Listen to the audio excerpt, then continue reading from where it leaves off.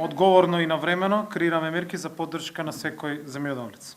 Наша обврска како министерство е да го стабилизираме, одржиме и зголемиме домашното производство, да го потикнеме и помогнеме производството на храна, намалувајќи ги трошоците на земјоделците во неколку кризи кои што ги има во целиот свет, Европа и кај нас.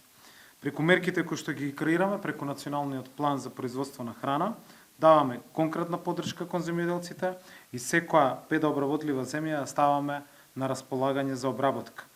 Крајната цел е поголем домашен принос, прецена стратешки култури и помала увозна зависност на државата од истите. Поддршката кон земјоделците ја продолжуваме. На денешната владина седница, која што е во тек, предложивме и беа освоени низа на нови мерки за поддршка на земјоделците. Интервентната програма, односно интервентниот фонд, кој што го основавме оваа година, пред почетокот на кризата и на војната, ја дополнивме, односно оваа програма предвидува денеска и нова мерка, која што е околу 140 милиони денари за финансиска поддршка на млекопроизводителите по литар произведено и предадено кравјо, овчо и козјо млеко во домашните капацитети за период 1 октомври 2021 до 30 септември 2022 година. Надвор од основните мерки за субвенции, надвор од дополнителната поддршка, која што ја добиваат секоја година, ова е плюс поддршка преку интервентниот фонд, која што многу брзо ќе биде исто така реализирана. Целта на истата поддршка е намалување на трошоците и на загубите кај млекопроизводителите, кои како резултат на светската криза се јавија во последните поскапувања на репроматеријалите и на сточната храна. Средствата за оваа мерка се веќе обезбедени со ребалансот на буџет, односно се навремено побарани, испланирани и предложени и донесени во ребалансот на буџетот. Затоа велам, оваа итна мерка која што многу брзо ќе се реализира.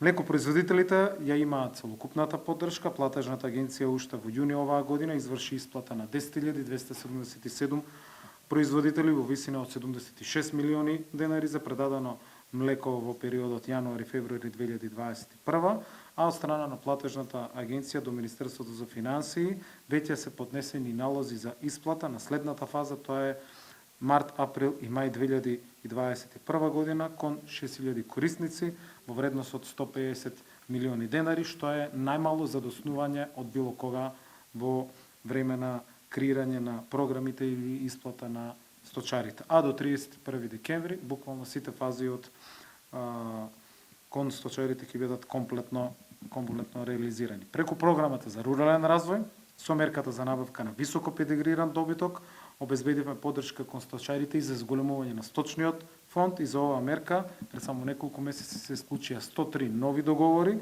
во вредност од 253 милиони денари, преку кој го зголемивме сточниот фонд за нови 3842 грла добиток. Ако пред 4 години или 5 вкупната мерка била околу 3-4 милиони денари, сега за набавка на приплоден добиток секој еден корисник добива по тој износ, односно сите овие 103 договори се во вредност од над 253 милиони денари, односно вкупна инвестиција околу 10 милиони евра само во една година за зголемување на сточниот фонд.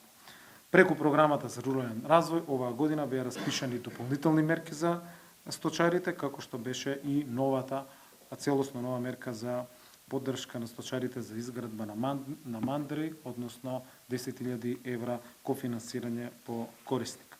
Согласно подготвената динамика, веќе се реализирани исплатите на основните субвенции кон сточарите по грло и веќе се исплатени 670 милиони денари кон над 20.000 сточари.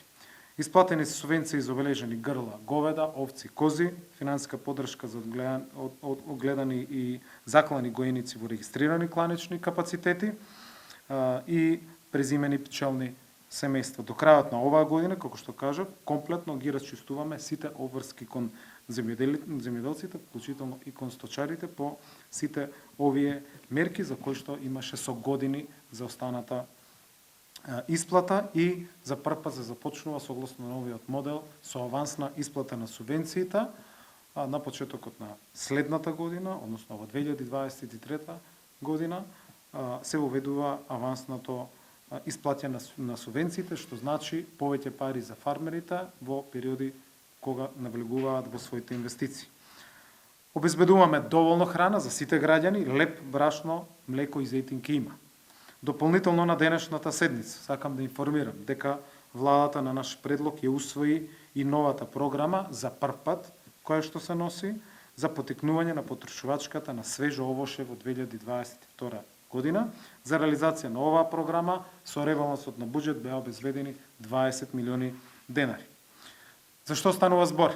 Станува збор за нова програма со која што се возможува финансиска поддршка за откуп, дистрибуција и пакување на јаболко од реколтата 2022 година, а целата откупена количина на јаболка ќе треба да биде дистрибуирана до општинските и државни основни училишта во Република Северна Македонија најдоцна до 15 декември 2022 година.